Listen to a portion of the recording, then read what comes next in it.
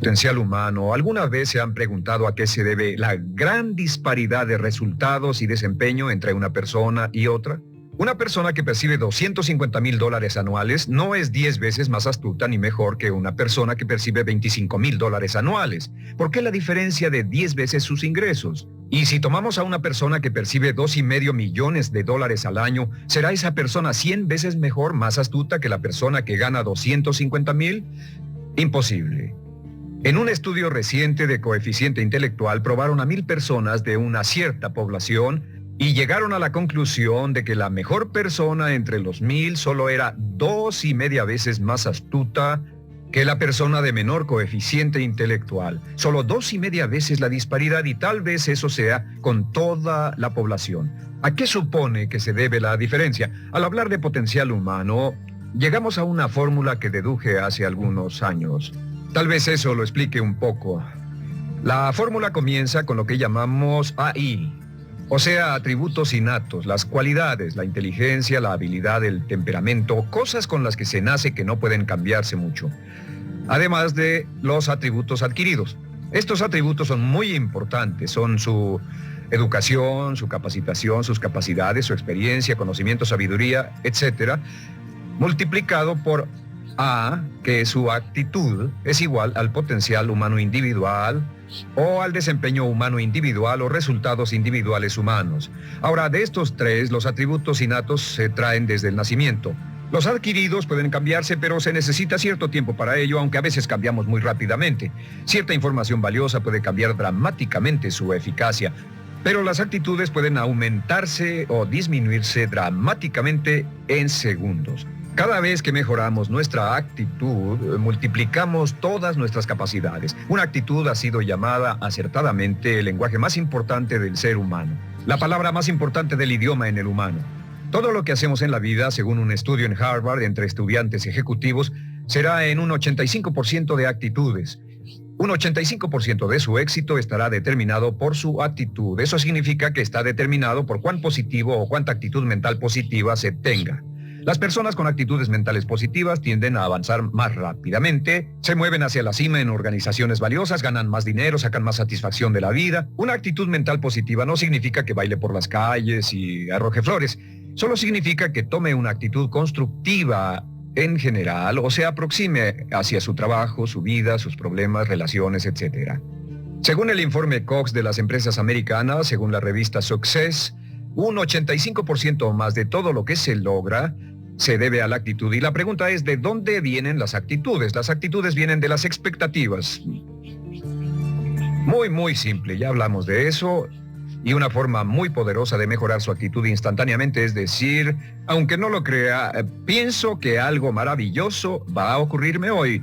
Como dijimos antes, nuestras expectativas sobre los desenlaces determinan nuestra actitud. Si espera que las cosas salgan bien, tendrá una actitud positiva. Si espera que salgan mal, tendrá una actitud negativa.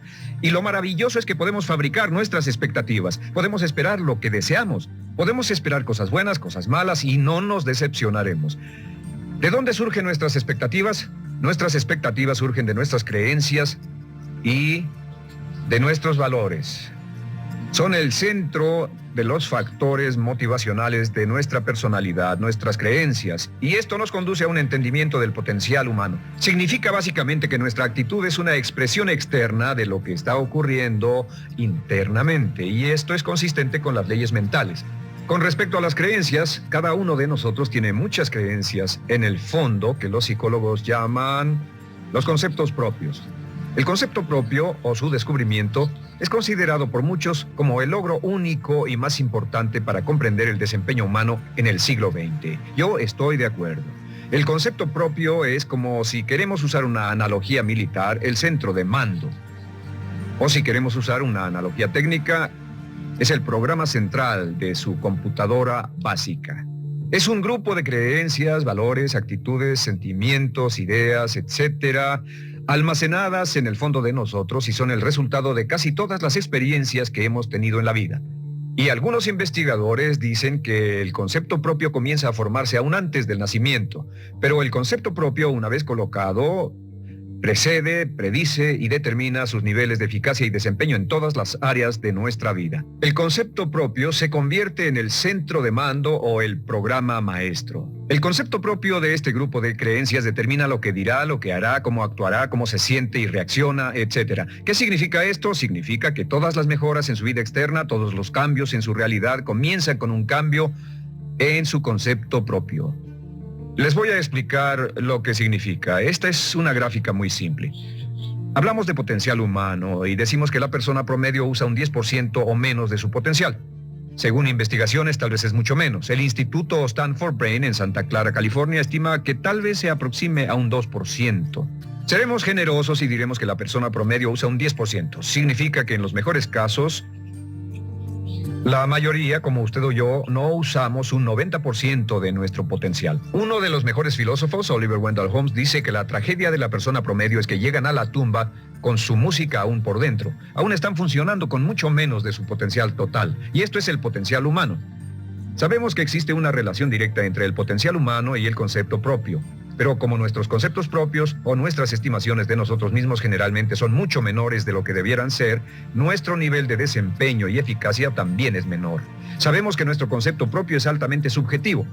¿Qué significa esto? Significa que el concepto propio, lo que pensamos que es cierto sobre nosotros mismos, no está basado en la realidad, está basado en información que hemos tomado y aceptado como cierto, hasta el grado en que creemos lo que sea de nosotros mismos y se vuelve cierto para nosotros porque actuamos de una forma consistente con ello. Algunas personas que leen sus horóscopos y creen en horóscopos predicen su futuro. Hay algunas personas que toman la crítica y las opiniones de otros a quienes ni siquiera respetan y hacen suyas esas ideas, dando un resultado muy negativo. Lo que piense, lo que acepte como cierto, se vuelve cierto para usted. También sabemos que como adultos tenemos una variedad de conceptos propios. Tenemos un concepto propio de cómo vestirnos, cuánto pesamos, lo que comemos, lo bien que podemos hablar en público, qué tipo de padres somos, qué tipo de hijos somos con nuestros padres, qué tipo de esposo o esposa somos, qué tipo de amante, de conductor. Lo interesante de manejar es que todos los hombres tienen un concepto muy positivo con respecto a esto. Las mujeres no entienden esto, pero los hombres nacen con un genio inherente para manejar. Todos los hombres son choferes excelentes. Si no lo creen, todo lo que tienen que hacer las mujeres que están viendo esto es pensar en la última vez que trataron de corregir la forma de conducir de un hombre y recordarán que no obtuvieron buenas respuestas. ¿Cómo respondemos ante alguien que desafía nuestro concepto propio, sugiriendo que no somos las personas que pensamos ser? Estamos a la defensiva, nos enfadamos, nos irritamos, es difícil que nos traten. Tenemos un concepto propio de lo creativos que somos, lo inteligentes, lo rápido que leemos, lo bueno que somos en los deportes, y si practicamos una gran variedad de ellos, tenemos un concepto propio para cada uno de ellos. Tenemos un concepto propio de lo bien que cocinamos, de lo bien que educamos a nuestros hijos, de lo bien que limpiamos nuestra casa, los autos que manejamos, etc. Y también de lo que valemos por lo que ganamos. Es muy interesante saber que nunca ganamos más del 10% de nuestro concepto propio en ingresos. Nuestro concepto propio determina nuestro nivel de ingresos. Este nivel de concepto propio se llama zona de confort. Y aunque querramos más dinero, veremos que la tendencia humana natural de todas las actitudes es luchar por lograr entrar a la zona de confort y luego quedarnos ahí.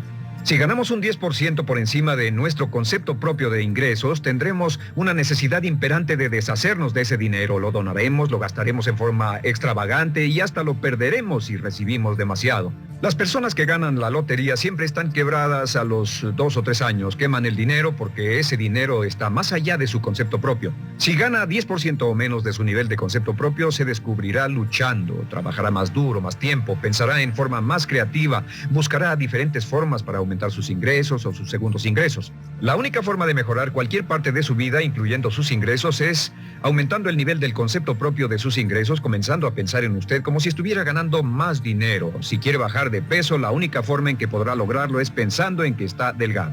Piense en usted mismo como una persona más delgada. Si quiere volverse una persona más popular, más amorosa, más feliz o más sana, comience a pensar una y otra vez en esas cosas hasta que se vuelvan parte de su nuevo concepto propio. Hablaremos de eso más adelante. Es una parte esencial de la programación de su mente hacia el éxito. Su concepto propio global está determinado por el promedio de sus conceptos propios en las áreas que considere importantes. Ahora, su concepto propio está formado de 3 partes críticas. La primera parte del concepto propio es el ideal propio. El ideal propio es la persona que más desearía ser, es su idea de lo que constituye un ganador, es su visión ideal de lo mejor que puede ser usted. Nada más, una de las cosas que sabemos de las personas con éxito es que las personas con éxito tienen ideales propios muy claros, ideales claros de quién quieren ser en el futuro. Las que no tienen éxito tienen ideales muy vagos. El número 2 es la autoimagen. La autoimagen es como un retrato de cómo se ve a sí mismo y lo que piensa de sí mismo. La autoimagen es el espejo interno, es como se percibe a sí mismo ahora en su desempeño actual, en forma cotidiana. La tercera parte es su autoestima. Su autoestima es cómo se siente consigo mismo. Cómo se siente consigo mismo es la fuerza motriz, el motor, la fuerza poderosa dentro de su subconsciente. Es la fuerza de energía dentro de su concepto propio y determina casi todo lo que le pasa. La mejor definición de autoestima es cuánto se agrada a sí mismo. Cuánto se agrada a sí mismo como esposo, cuánto se agrada a sí mismo como empleado, cuánto se agrada a sí mismo como jefe, como inversionista, como orador profesional, como atleta, etcétera. Según se agrade a sí mismo, su nivel de autoestima, su sentimiento emocional global respecto a cualquier área de su vida determina su desempeño y su eficacia en dicha área. Lo sorprendente es que se convierte en lo que piensa, su concepto propio es maleable, su autoestima puede formarse repitiendo una y otra vez, me agrada mi persona, me agrada mi persona, me agrada mi persona. Me agrada mi persona, me agrada mi persona, me agrada mi persona. Entre más se repita, me agrada mi persona, me agrada mi persona. Entre más lo repita una y otra vez, más crecerá su autoestima y entre más crezca su autoestima, más crecerá su concepto propio global. Cuando crezca su concepto propio global, su desempeño será mejor en todo lo demás que emprenda. Cada vez que diga, me agrada mi persona, me agrada mi persona, me agrada mi persona, me agrada mi persona, me agrada, será como bombearse psicológicamente. Todo lo que pase que haga que su autoestima suba, hará que se comporte mejor. Todo lo que haga que su autoestima baje, hará que se comporte peor, que cometa errores, que sea infeliz, etc. Un punto crítico de agradarse a sí mismo, sobre autoestima y agradarse a sí mismo, es que, número 1, nunca puede querer a nadie más de lo que se quiere a sí mismo. Que su nivel de autoestima es determinante de la calidad de relaciones que tenga con los demás. Y número 2, es que nunca puede esperar que nadie más lo quiera o respete más de lo que se respeta a sí mismo. Cuanto se agrade o se respete a sí mismo, determina sus actitudes hacia usted. Todas las escuelas de psicología actualmente están de acuerdo en el hecho de que depende de lo que usted realmente se quiera y se respete a sí mismo como un ser humano valioso e importante, tiene efecto sobre todo lo que le pase. Cuánto se agrade a sí mismo y lo que puede hacer es mejorar su autoestima diciendo me agrada mi persona, me agrada mi persona, me agrada mi persona, me agrada mi persona. Y esto nos lleva a la pregunta, ¿de dónde viene el concepto de autoestima? Y descubrimos que el concepto propio es maleable, puesto que no nace con este concepto propio, no nace con ninguna idea sobre sí mismo, no nace con autoimagen ni autoestima, nace en cierto modo como potencial propio. Es la mejor forma de plantearlo. La persona promedio llega al mundo como potencial puro. Y no tiene el concepto propio de que todo lo que es ahora, todo sentimiento que tiene, toda actitud o valor, tuvo que aprenderlo en el transcurso de su vida. También sabemos que el niño llega al mundo con una necesidad imperante de amor y contacto. Y como una gran cantidad de investigaciones lo indican, necesitamos mucho amor y contacto durante toda nuestra vida, pero en especial durante nuestros años de formación, porque de niños aprendemos quiénes somos, cuánto valemos, si somos importantes, inteligentes, amorosos, chistosos. Todo esto lo aprendemos por la forma en que nuestros padres nos tratan. Si nuestros padres, nuestros parientes, tíos o tías, en especial nuestros padres, nos tratan como si fuéramos realmente importantes, crecemos pensando que somos realmente importantes, pero si nuestros padres no lo hacen, pasa algo más. Sabemos que los primeros años de vida son los más importantes para el desarrollo del concepto propio, que un niño comienza a partir de cero. El niño nace sin saber quién es él o ella. Son sumamente valiosos el primero, segundo, tercero, cuarto y quinto años de vida.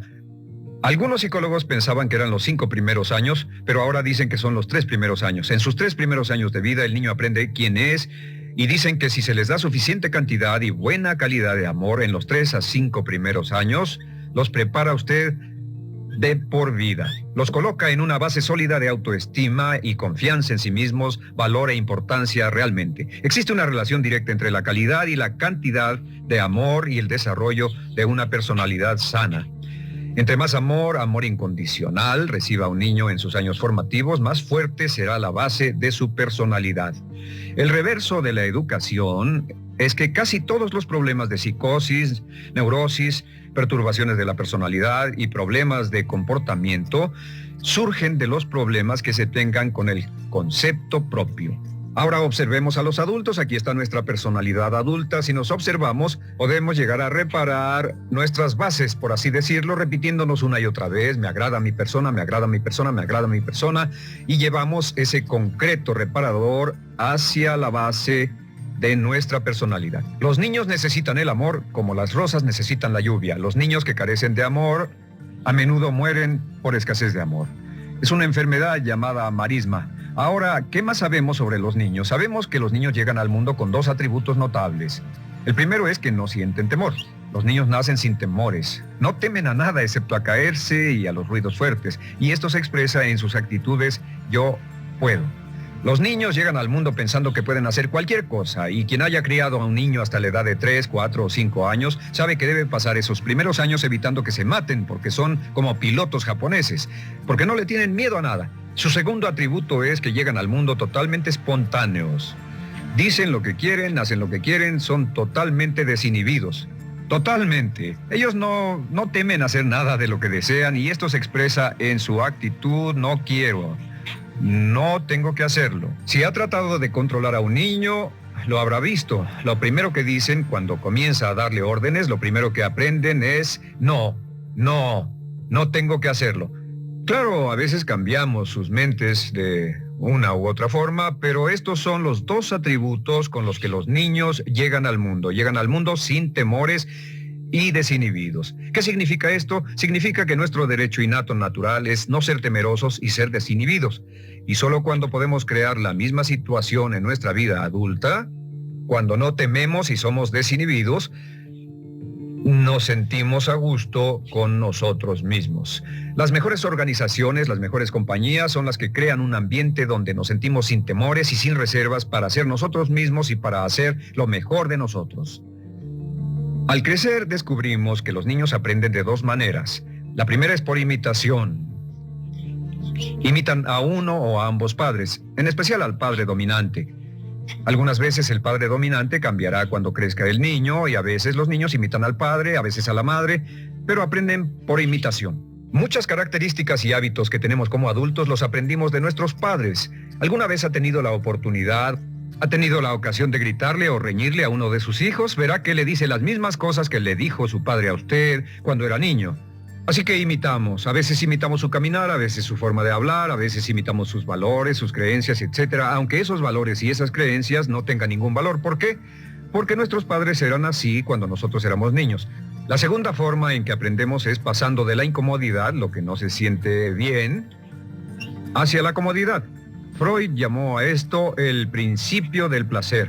O sea que nos movemos hacia aquello que nos hace sentir cómodos, lo que nos da placer, lo que nos hace sentir bien con nosotros.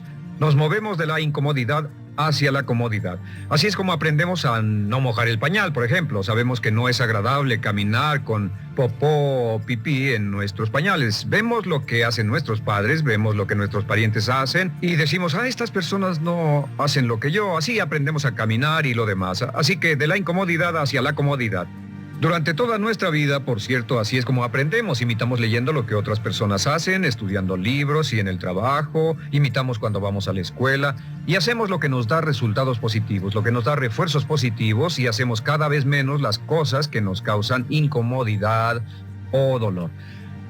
Ahora, muy temprano en la vida, como equivocación o como resultado de una equivocación que los padres cometen en la crianza, los niños comienzan a aprender hábitos y patrones negativos. Los patrones y hábitos negativos tienen sus raíces principalmente en la crítica destructiva. La crítica destructiva comienza muy temprano en la vida, a veces en los primeros meses. Y la crítica destructiva la usan los padres para dirigir y controlar a sus hijos. Desafortunadamente, tiene un efecto muy, muy peligroso y dañino sobre nosotros, ya que la crítica destructiva tiende a minar la integridad de la personalidad del niño. Muchos de nosotros, incluyéndome a mí y a muchos de ustedes, nos hemos visto minados y heridos por la crítica destructiva más que todas las guerras en la historia. Ahora, como resultado de la crítica destructiva, comenzamos a desarrollar hábitos y patrones negativos. Los patrones de hábitos negativos son respuestas condicionadas hacia los estímulos. Los patrones de hábitos negativos se desarrollan en los inicios de la vida. Se desarrollan como resultado de una repetición del temor y el dolor una y otra vez. Se desarrollan como resultado de la crítica destructiva, el castigo físico, etc. En los inicios de la vida comenzamos a desarrollar dos manifestaciones que nos persiguen durante toda nuestra vida y más que ninguna otra cosa inhiben nuestro potencial. La primera es la llamada patrón de hábito negativo inhibido. El patrón de hábito negativo inhibido se aprende cuando al niño le dicen una y otra vez no.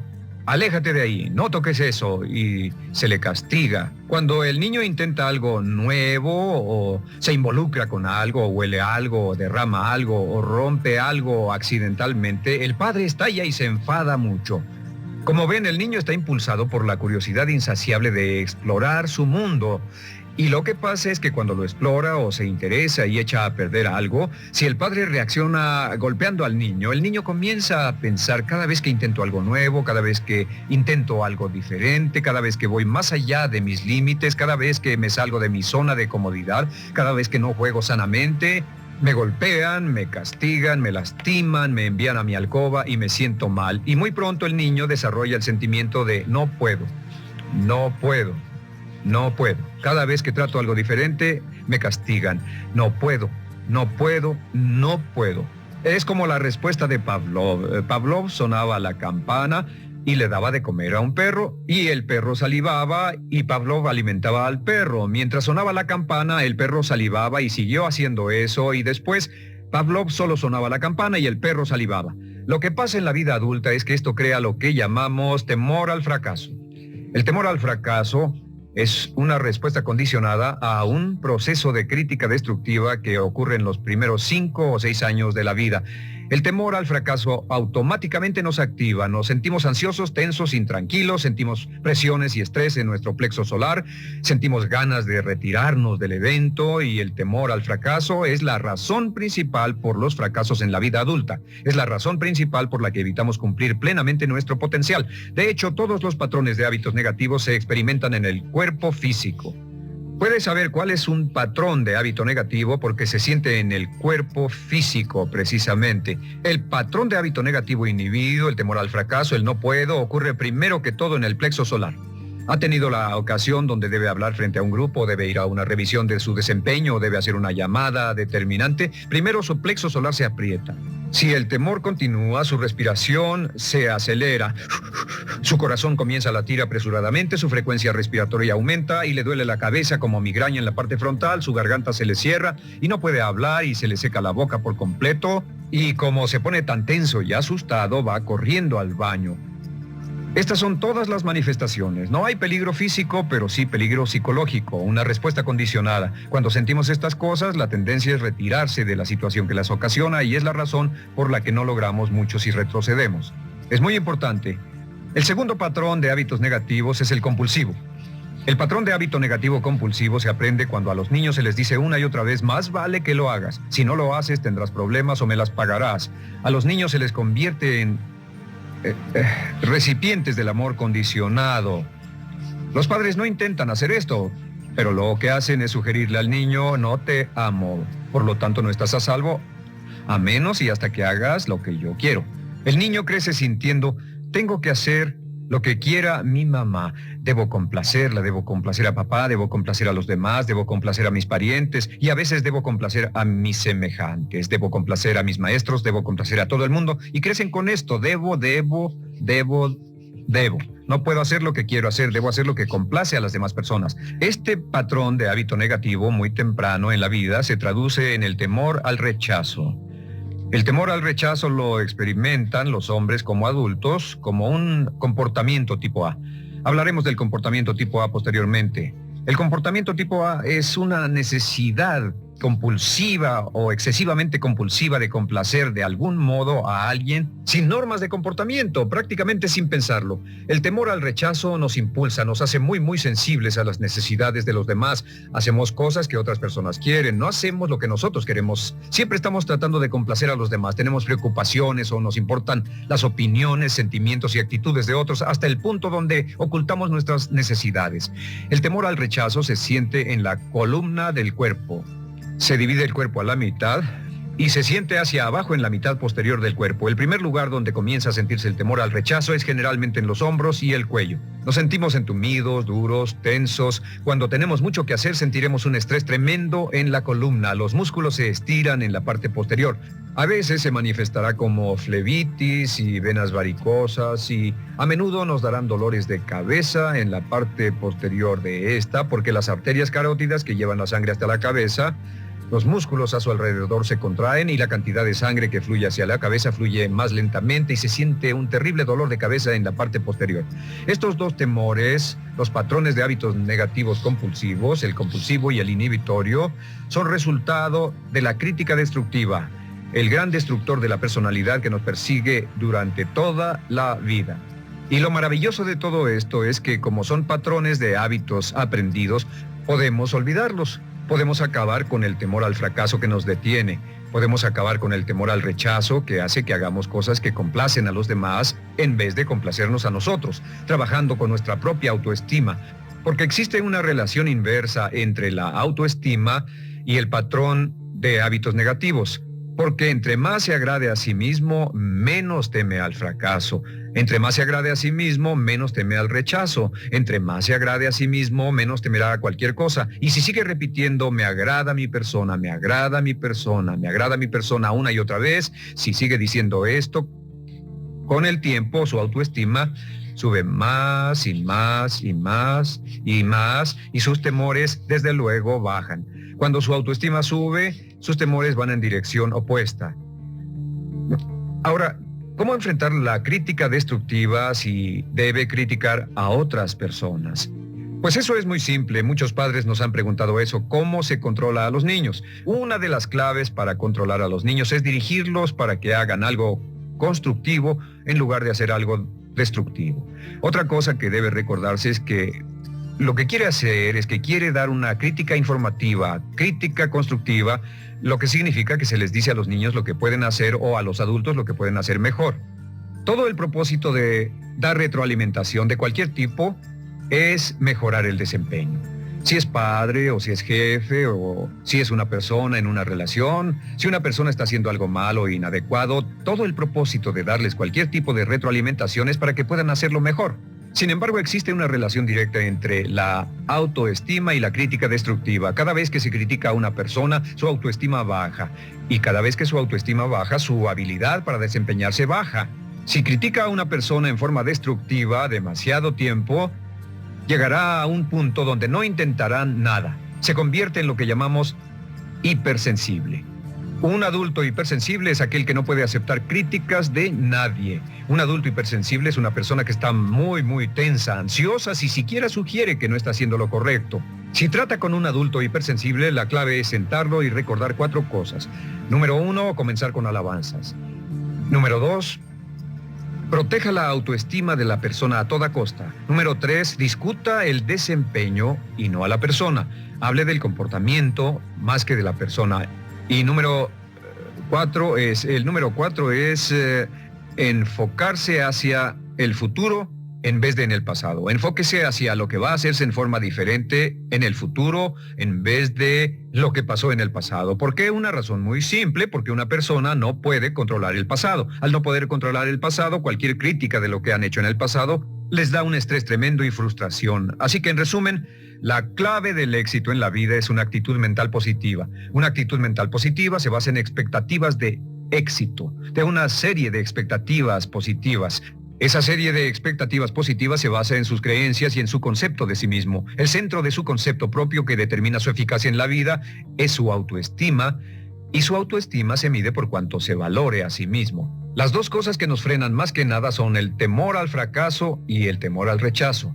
Y uno de nuestros secretos centrales de éxito es este: Conviértase en un organismo generador de autoestima perpetua. Haga continuamente cosas para usted mismo, hacia sí mismo en su vida, que hagan que se agrade a sí mismo, que se ame, que se acepte, que se respete, que hagan que se sienta fantástico con usted mismo. Si es un jefe o un padre, no olvide que la clave para el máximo desempeño en su hogar y en su trabajo es hacer que las personas se sientan maravillosamente consigo mismas. Entre mejor se sienta consigo mismo y más se agrade, más probable será que logre que las personas a su alrededor lo quieran, lo acepten, lo respeten, se respeten.